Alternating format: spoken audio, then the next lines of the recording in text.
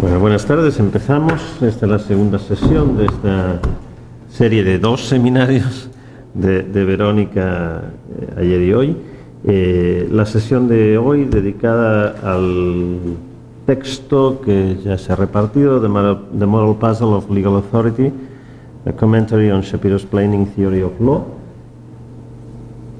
que, bueno, respecto a Shapiro, alguna cosa ya le oímos aquí hace un año y algo, un año y medio más o menos, contando estas cosas, y en todo caso corresponden al libro Legality de Shapiro, que estaría por salir en los próximos meses, y al que corresponde este comentario de Verónica, que sin más nos pasa a exponer y discutimos. Gracias, Verónica. Bueno, buenas tardes, muchas gracias de nuevo por esta invitación, por esta segunda sesión. El título de esta charla de hoy es El dilema moral de la autoridad jurídica, ¿no? Reflexiones sobre la teoría jurídica de la planificación, ¿verdad?, formulada por Scott Shapiro.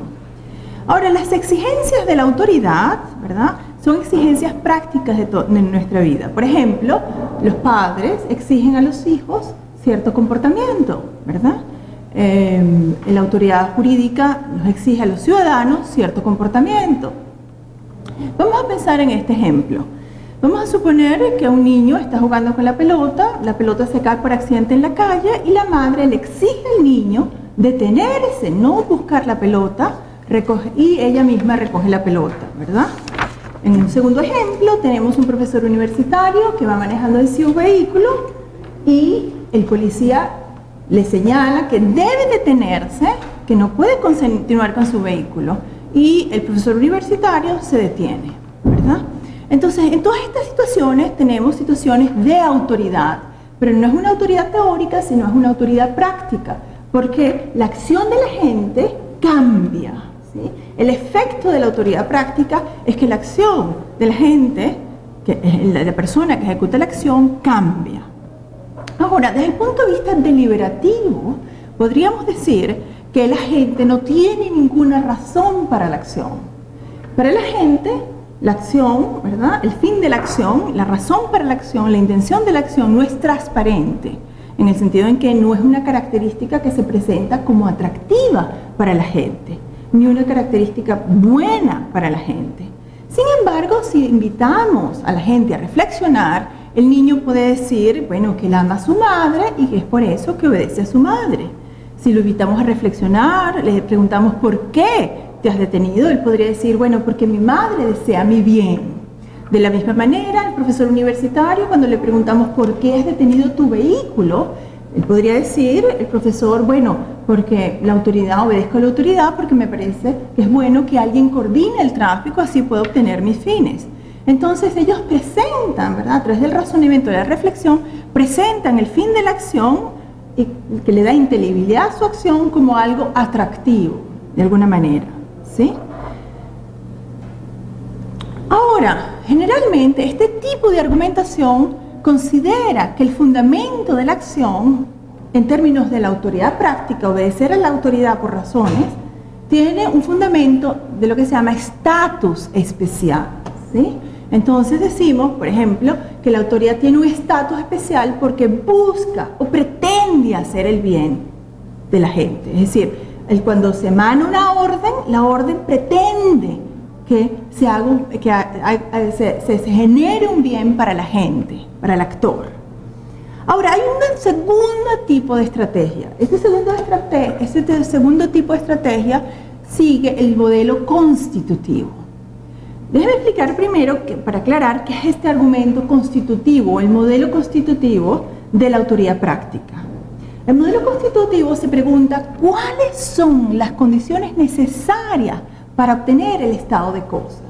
Por ejemplo, si observamos una mesa, la pregunta relevante entonces, ¿cuáles son las condiciones necesarias para la existencia de una mesa? Bueno, podemos decir que las condiciones necesarias es que la mesa sea cuadrada, que tenga, por ejemplo, 4 patas, etcétera, etcétera, ¿sí?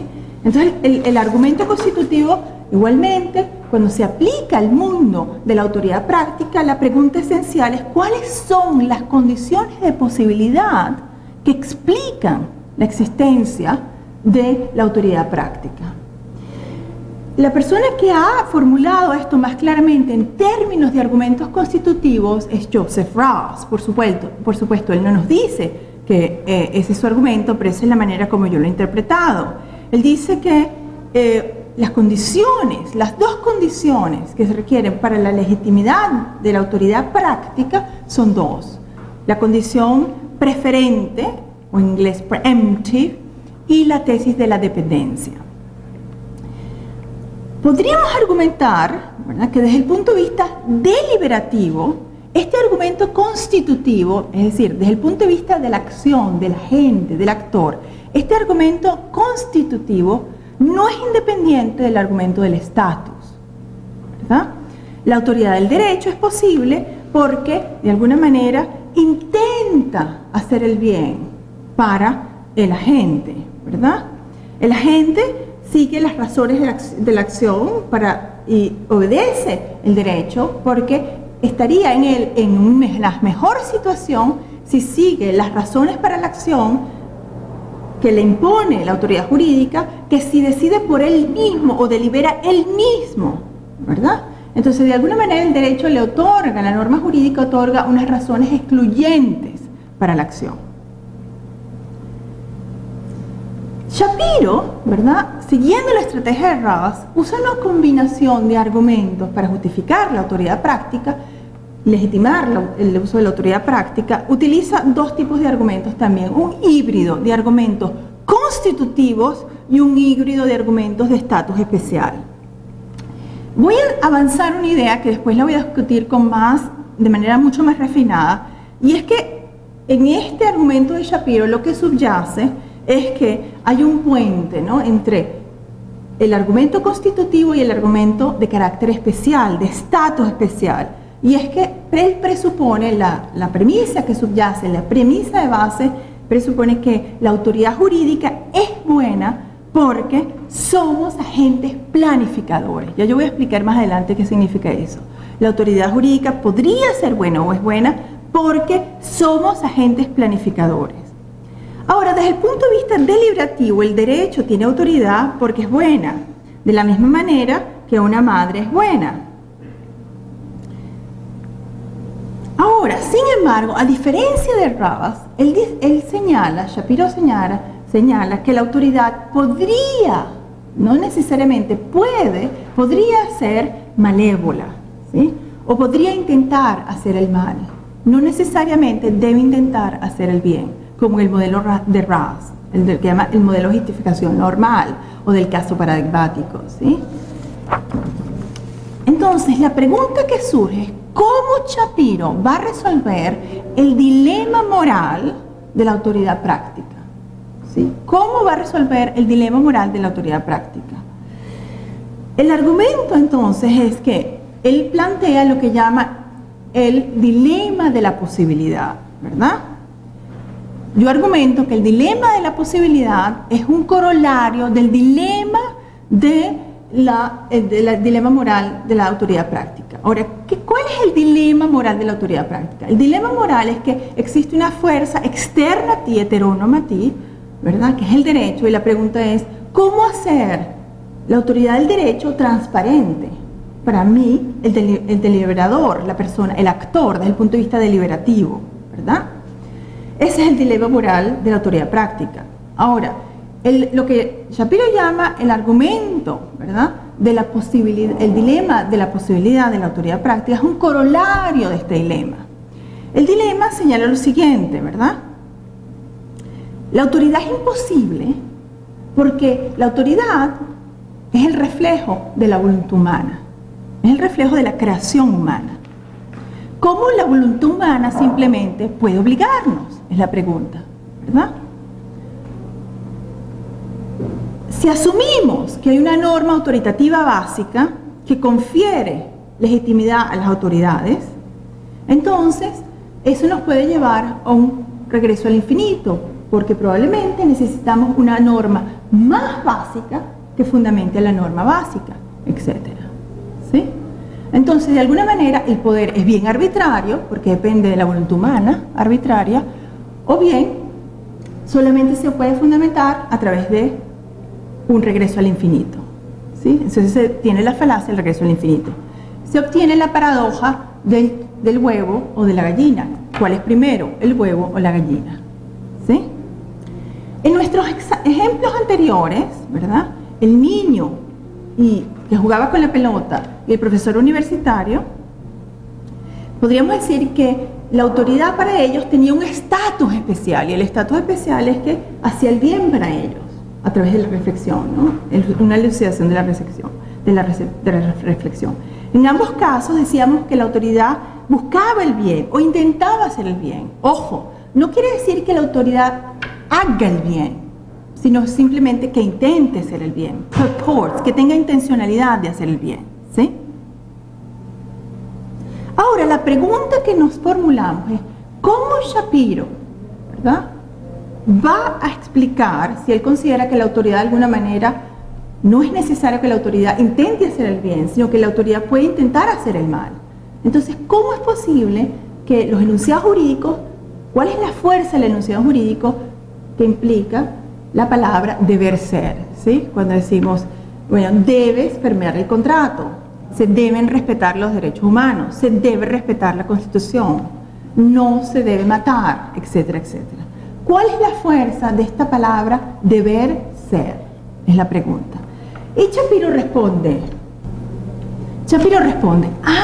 es porque hay un punto de vista legal, un punto de vista del derecho, ¿sí?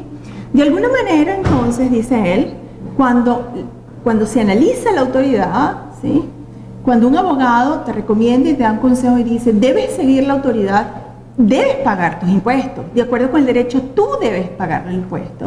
Este punto de vista es un punto de vista no comprometido o desprendido, ¿sí? No implica un punto de vista moral. No sabemos si la autoridad realiza el bien o intenta realizar el bien. Simplemente está desprendido, ¿sí? Está no comprometido, está describiendo, está dando un consejo. Ahora, mi argumento central y el argumento de esta charla es que este punto de vista es parasitario de un punto de vista deliberativo, del punto de vista práctico deliberativo, del punto de vista del actor, ¿sí? Y que este punto de vista es un punto de vista teórico. Ahora bien, Shapiro se enfrenta con un problema. Si él quiere explicar la fuerza de la autoridad jurídica, si la quiere explicar desde un punto de vista práctico, implica que nuestro comportamiento va a cambiar porque tengo una orden, tengo un comando de una autoridad, la tiene que explicar desde un punto de vista práctico y no desde un punto de vista teórico, ¿sí? Ese es el punto. Ahora, voy a desarrollar la primera parte de la charla, voy a desarrollar lo que se llama la condición de la transparencia, que nos va a guiar en la distinción entre el punto de vista o el conocimiento práctico y el punto de vista y el conocimiento teórico. Esa es la primera distinción que voy a elaborar. Después voy a explicar mis objeciones a la posición, a la teoría de la planificación de Shapiro y sobre todo al punto de vista desprendido, no comprometido, para explicar la fuerza de la autoridad jurídica, y después voy a discutir algunas réplicas y objeciones a mi punto de vista, a mi crítica, ¿sí? Ahora, ¿cómo debemos de entender, pues, la distinción entre el punto de vista teórico y el punto de vista práctico, ¿verdad? Vamos a empezar con un ejemplo, ¿verdad?, formulado por Elizabeth Anscombe en su libro Intenciones.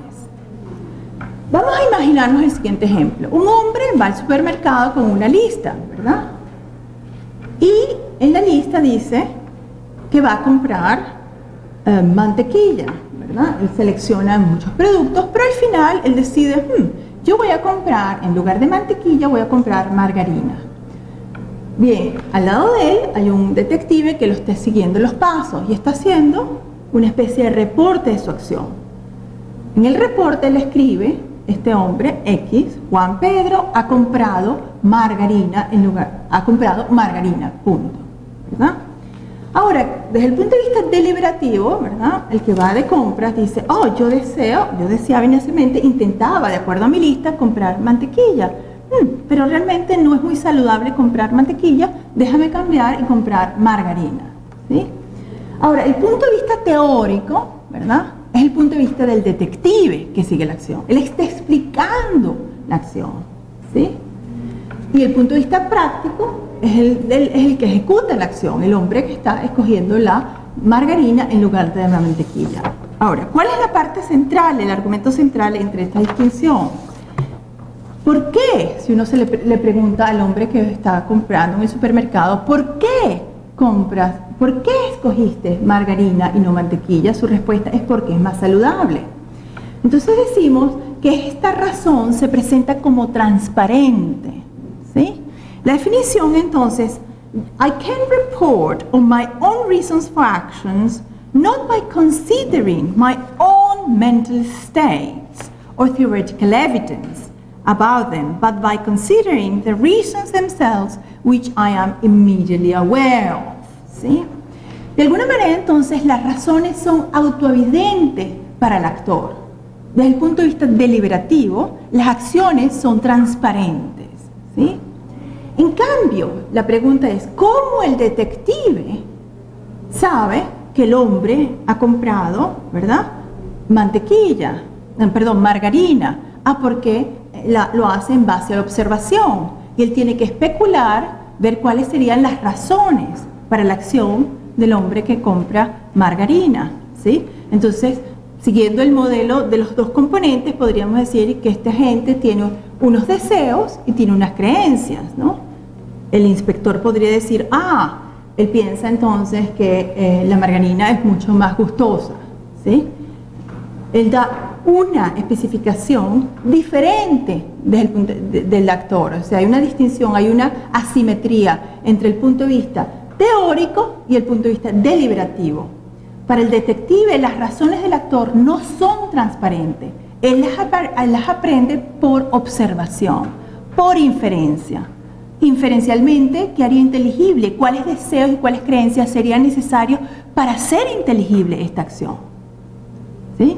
Mientras que desde el punto de vista práctico, no necesitas evidencia, no necesitas prueba, no hay un proceso de inferencia. Estás inmediatamente, es transparente, estás inmediatamente en cercanía, ¿sí? Tus razones son autoevidentes, ¿sí? Autoverificables, ¿sí?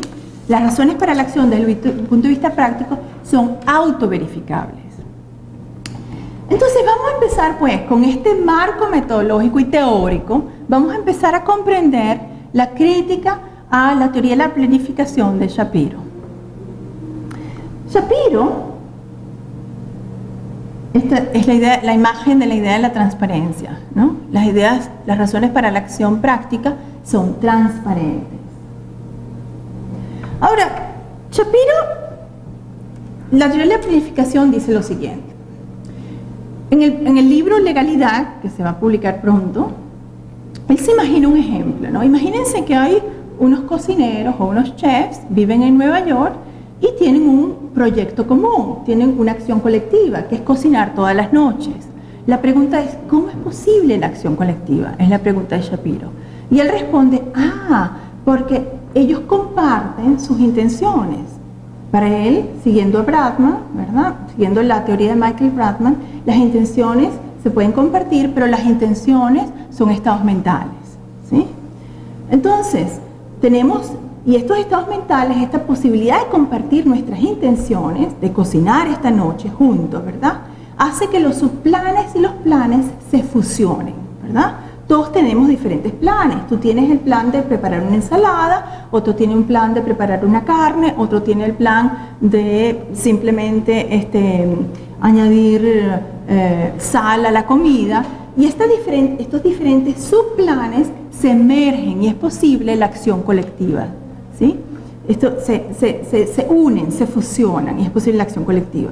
Él se imagina que estos cocineros que tienen una acción colectiva se mudan a una isla desierta en el Pacífico que se llama Cokes, ¿no? Y comienzan a planear su vida.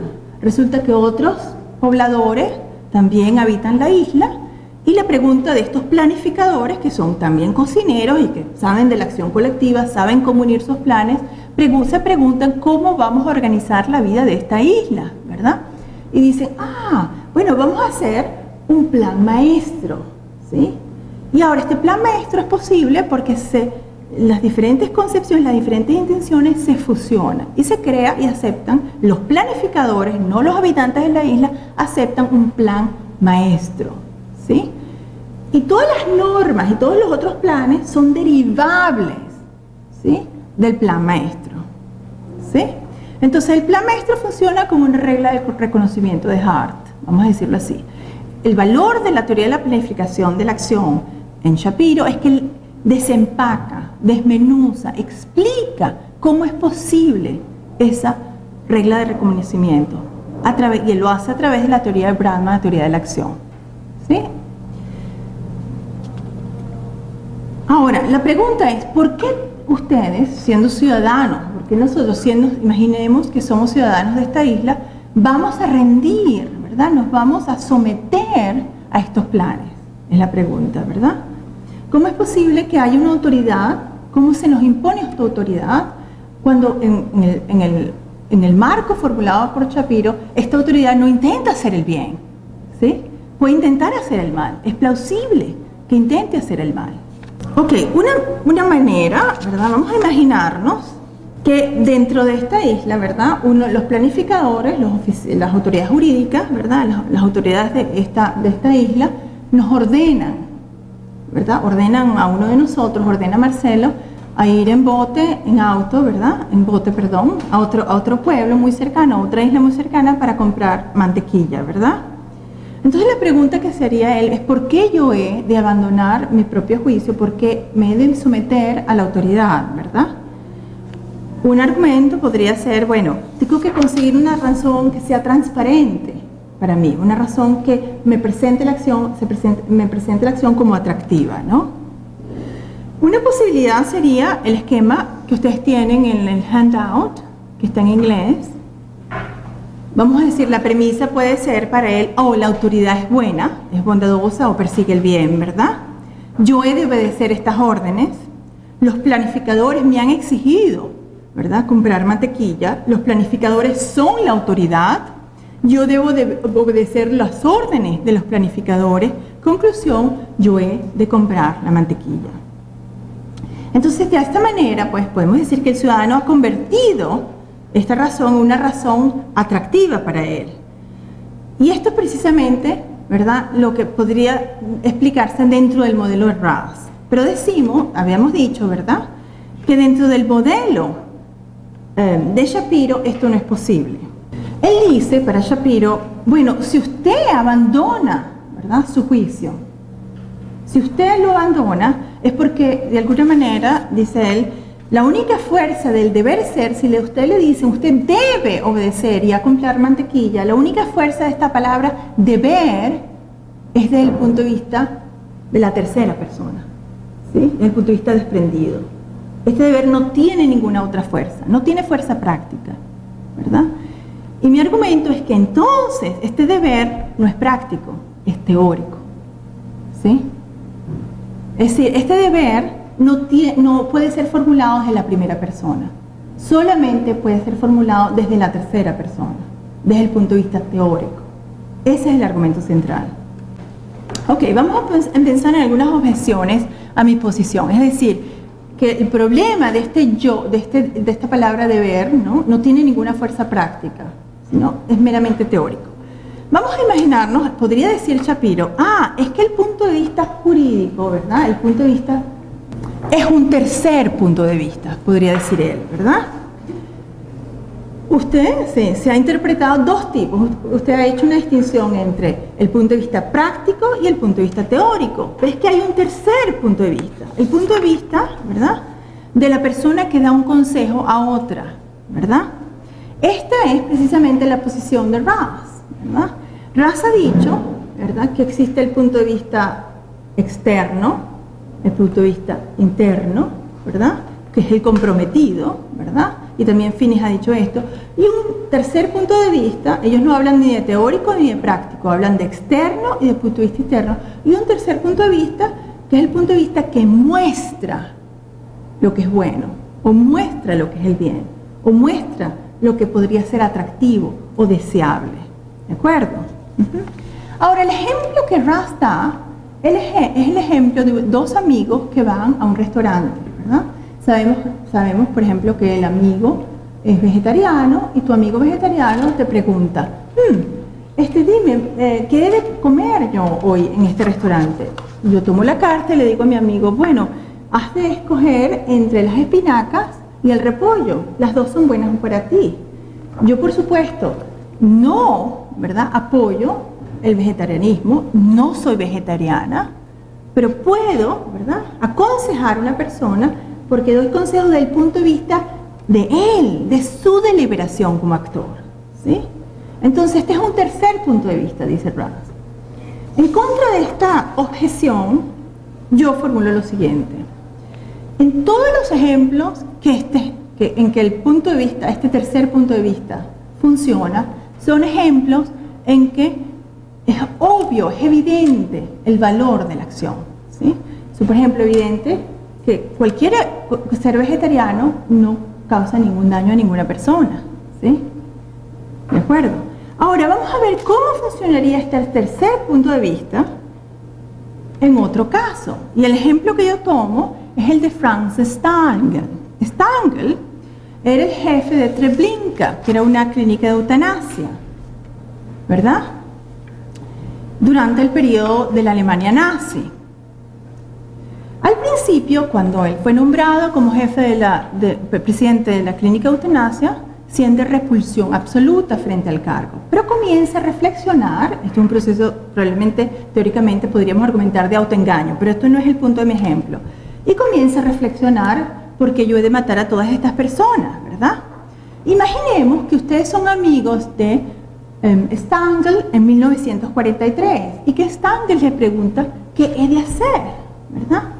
De acuerdo con Ras, desde el punto de vista desprendido, ¿verdad?, ustedes deben decir, bueno, si usted acepta, ¿verdad?, los principios del nacionalsocialismo, ¿verdad?, de la ideología del nacionalsocialismo, usted debe permanecer en el cargo y matar a estos sujetos, ¿verdad?, estos incapacitados mentales y físicos, ¿verdad?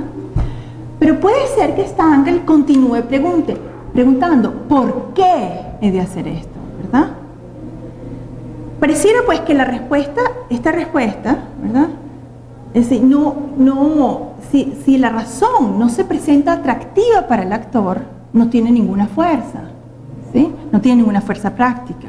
Entonces, al preguntar por qué, ustedes deben conseguir o buscar o traquear una característica que sea atractiva para el actor, ¿sí?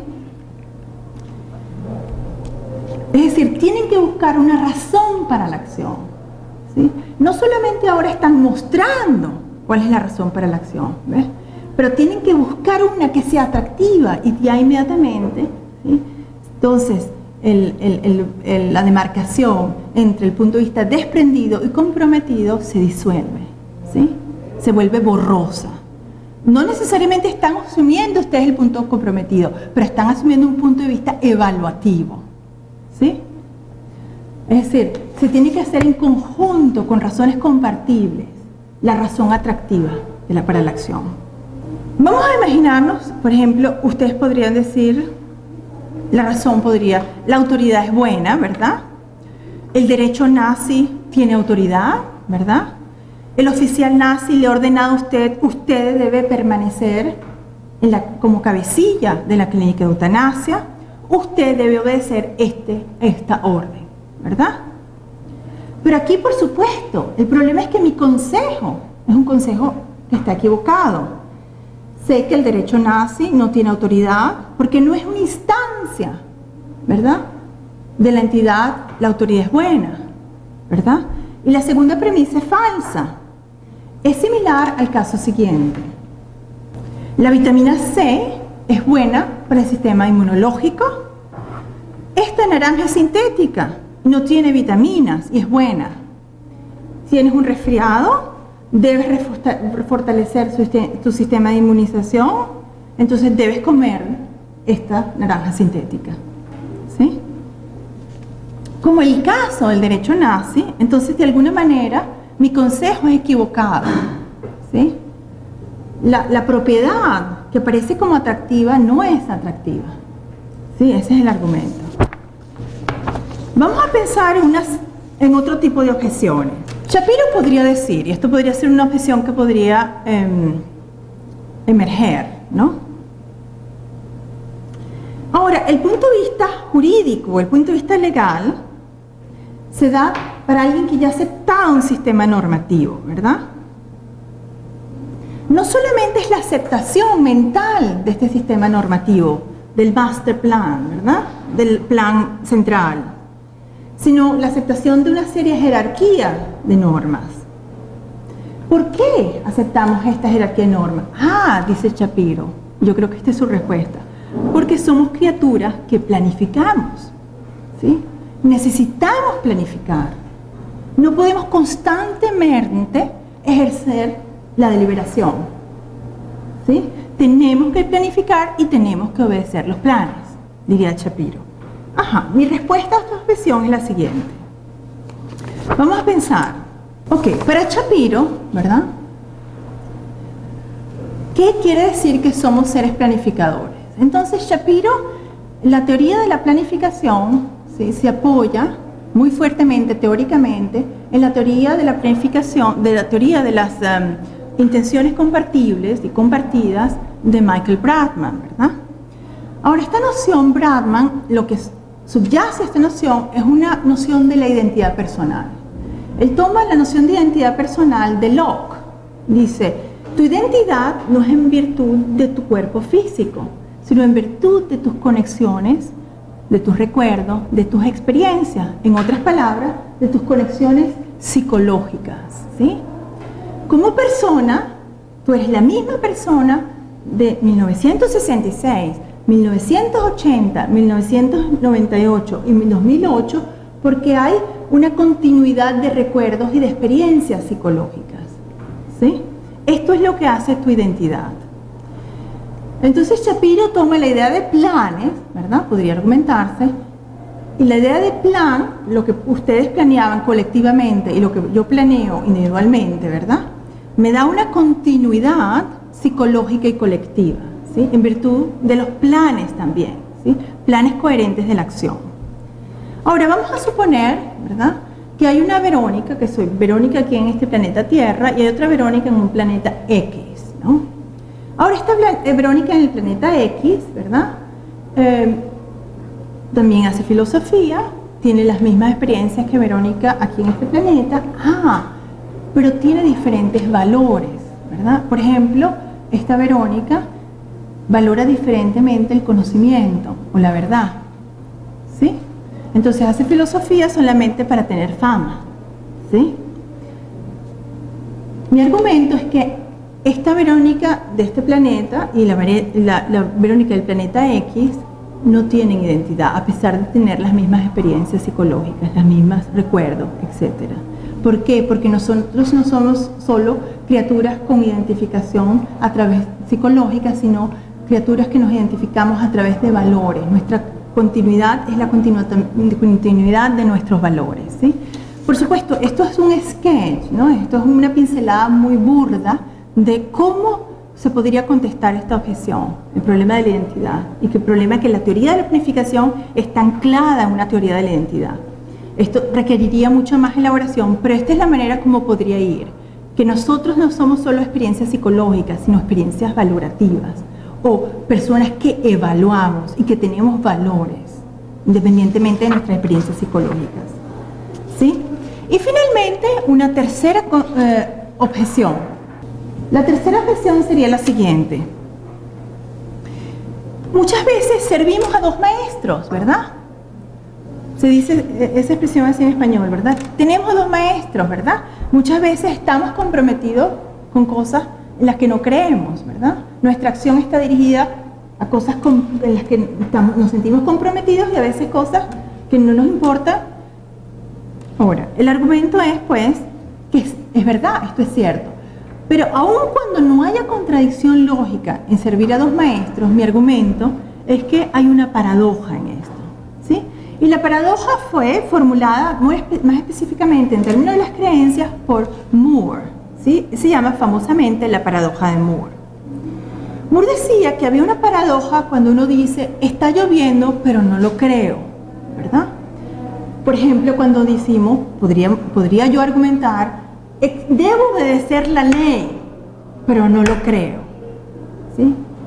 Entonces, claro, tiene un aire paradójico y de alguna manera implica que aquí estamos asumiendo, nos estamos aconsejando a nosotros mismos, de alguna manera estamos asumiendo una posición teórica con respecto a nosotros mismos.